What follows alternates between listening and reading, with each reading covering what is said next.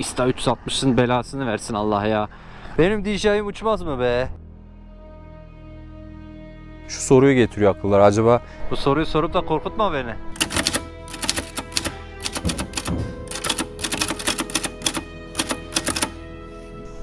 ...83 il yüksek rota serimizin ikinci şehrindeyiz.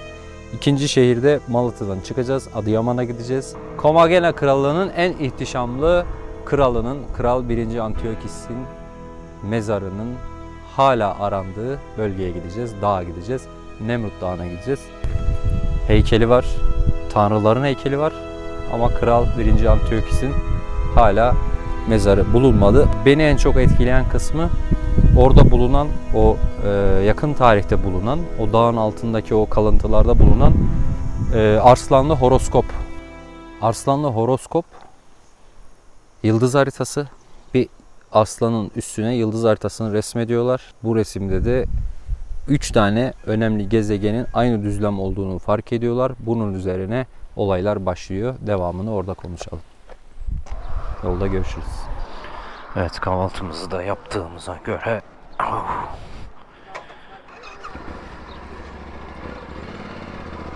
çıkabiliriz. Haydi bismillah. İnanılmaz bir sıcak hava var Malatya'da şu anda. Zannediyorum 30 dereceler, 35 dereceler, hissedilen 65 dereceler var. Hemen bakalım sıcaklığa. Motorumuzda o da var ya. 36 dereceymiş, bak iyi tutturmuşum. Şurada yazıyor. Motor sıcaklığı kaçmış? 64. İyi. Şimdi buradan çıktık. Teşekkür ediyorum abim. Çok kibarsın. Buradan çıktık. Şimdi Adıyaman istikametine doğru döneceğiz. Sıcak bir Malatya havasından. Hepinize merhabalar. İkinci bölüme hoş geldiniz.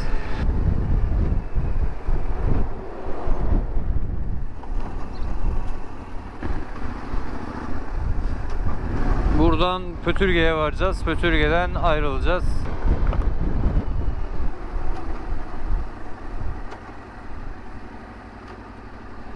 Benzinde mi?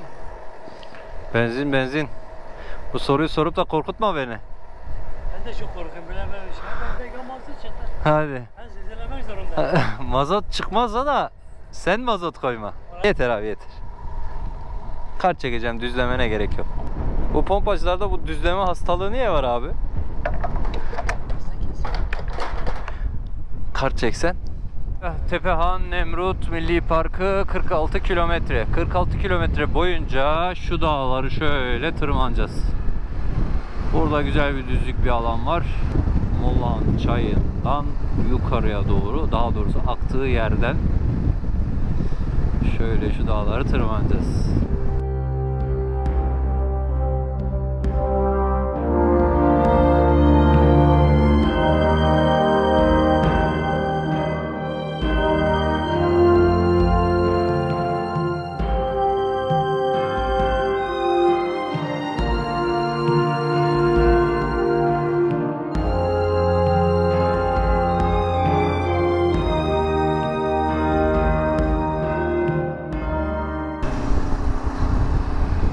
Şimdi şöyle şu dağları da aşıp Kral 1. Antiyokis, yani Komagene Krallığı'nın en ihtişamlı kralının bölgesine, mıntıkasına doğru giriş yapacağız. Şimdi şöyle söyleyeyim, Nemrut Dağı'na gidiyoruz ama beni en çok ilgilendiren, beni en çok büyüleyen, etkileyen şey oradaki yıldız haritası.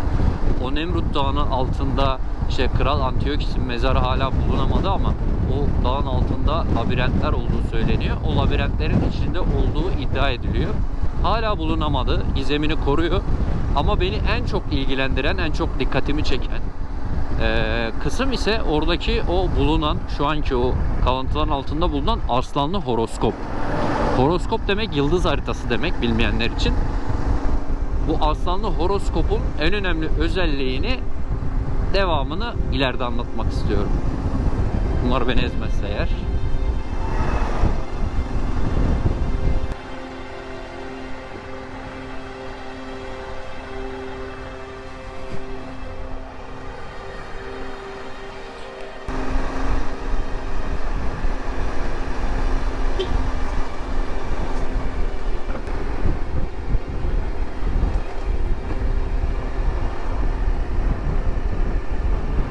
Güzel yerlerden geçiyoruz ya.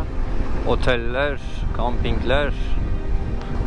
Karapınar Camping Otel. Güzel. Turizm de gelişiyor. Tepede vardı benim bildiğim bir otel. Bunun da olması güzel olmuş. Sene 2025 bu videoyu izlerken aklınızda olsun, buraya gelecekler için bir bilgi vermiş olalım. Ya şu taşları hiç sevmiyorum ya. Şu yolun bu böyle tırtıklı oluşu benim çok canımı sıkıyor. Hay hay hay, yabancı abilerimiz gelmiş. Evet, şimdi artık Nemrut'a doğru çıkıyoruz. Bu dağlar tamamen artık Adıyaman dağları belli. Güneydoğu Anadolu bölgesinin iklimi aktif. Şu tarafım hemen Doğu Anadolu, Bozkır. Burası artık Güneydoğu Anadolu'nun o çöl sıcakları başladı ama hani aşağıdayım diye şu anda. Biraz daha yükselsem herhalde oradan kurtulur bu sıcaklıklardan.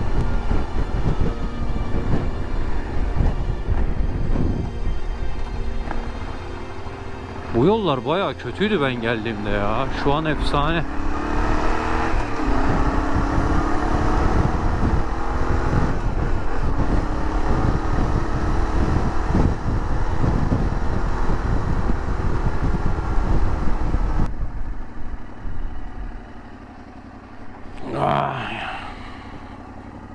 Şu Insta 360'ın belasını versin Allah ya. Vallahi Allah belanı versin. Seni alan bütün motorcular düşürüyor, tamam mı? Şeyden dolayı böyle şundan kullanıyorlar. Ona çubuk bağlayınca taşımıyor, düşürüyor. Ben dedim ki daha sağlamını alayım. Şunu aldım, bak buradan bağlı, buradan bağlı, buradan bağlı ama şu dandik. Bunun da en orijinalini aldım yani. Orijinali de dandik. Kayıyor, düşüyor sarsıntıdan. Böyle olmaz ki ya. Bu nedir arkadaş? Ben zırt pırt durup bunu düzeltiyorum ya. Bıktık ya. Üşeniyorum bazen, hiç düzeltmiyorum. Sonra görüntüler çöp oluyor. Neyse, yolun tadını çıkarıp sinirlenmeyeceğim. Hop. Geçen sene mi gelmiştim ben? Aynen. Geçen sene geldiğimde bu yollar bu kadar güzel değildi. Çakıl çukuldu hep. Şimdi asfalt dökmüşler. Buradan Adıyaman Belediyesi'ne, valiliğine, hepsine buradan ayrıca teşekkür ediyorum. Görevlerini yaptığı için.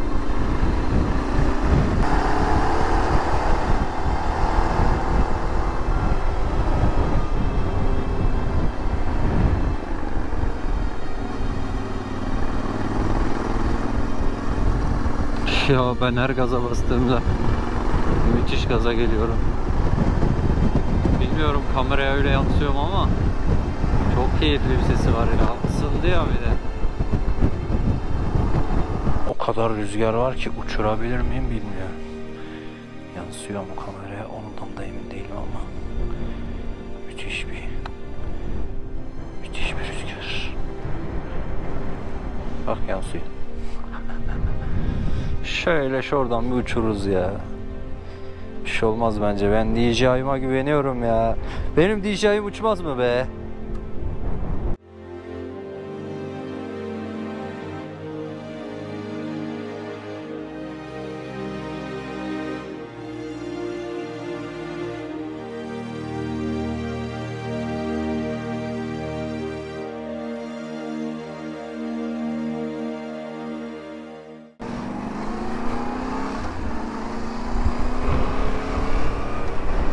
Of, şu dağların heybeti.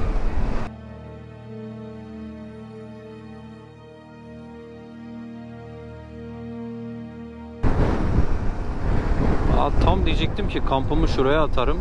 Orada bir kamp çadırı gördüm. Orası kamp atılacak güzel yerlerden sanki. Çeşme. Çeşmede durulur sanki ya. Durulur mu? Ama şu dağda çok güzel be. Nasıl durayım da burada zaman geçireyim? Of. Of of of of of.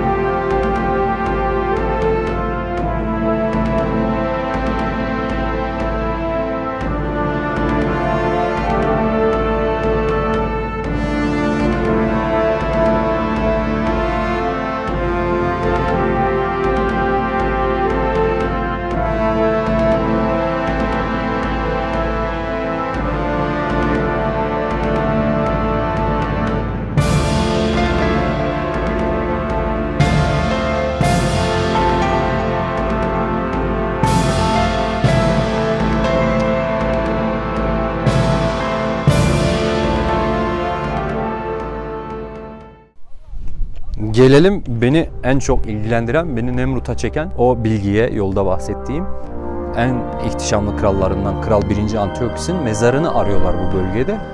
Neyse, mezarını ararken aslanlı horoskop buluyorlar, bir yıldız haritası buluyorlar. Jüpiter, Mars ve Merkür, bu 3 gezegen aynı düzlemde resmediliyor. Bu aynı düzlemde resmedilmesi de 25.000 yılda bir gerçekleşen bir olay. Önce şimdi bilim adamları da hesaplıyor, acaba kaç yılda bir böyle bir olay görülebilir? 25.000 yılda bir gerçekleştiğini fark ediyorlar. Bunu da kralın, o işte artık nasıl bir ihtişam, nasıl bir güç varsa etrafındaki filozoflar bunu kralın taç giyme törenine denk getiriyorlar. İsa'dan önce 64. yıl ve 14 Temmuz 1937'de kralın taç giydiği, işte o muhteşem törenin düzenlendiği iddia ediliyor. Düşünsenize, bundan 2500 sene öncesinden böyle bir bilginin biliniyor olması şu soruyu getiriyor akıllara. Acaba hani eski insanlar bizden daha mı iyiydi teknolojide? İşte şu an bile işte uyduların, GPS'lerin, işte NASA'ların bu kadar geliştiği bir dönemde yeni yeni keşfedilen şeyler o dönemde biliniyor olması çok enteresan. Ben sırf o aslanlı horoskopu görürüm diye geldim ama göremedim. Öyle bir rüzgar var ki motoru tutmakta zorlanıyorum. Evet, 83 il yüksek rota serimizin ikinci şehrinden, Adıyaman'dan, Nemrut Dağı'ndan, kralların, tanrıların heykellerinden hepinize şimdilik veda ediyorum. Kendinize iyi bakın. Videolarımı beğendiyseniz diğerlerine de bakın. İlk defa geldiyseniz ben Hami Kaplan. Motosikletle geziyorum. Şu ABS'yi kapatayım. Offroad'a alalım. Ben Hami Kaplan. Yollarda görüşmek üzere. Kendinize iyi bakın. Oldu o zaman.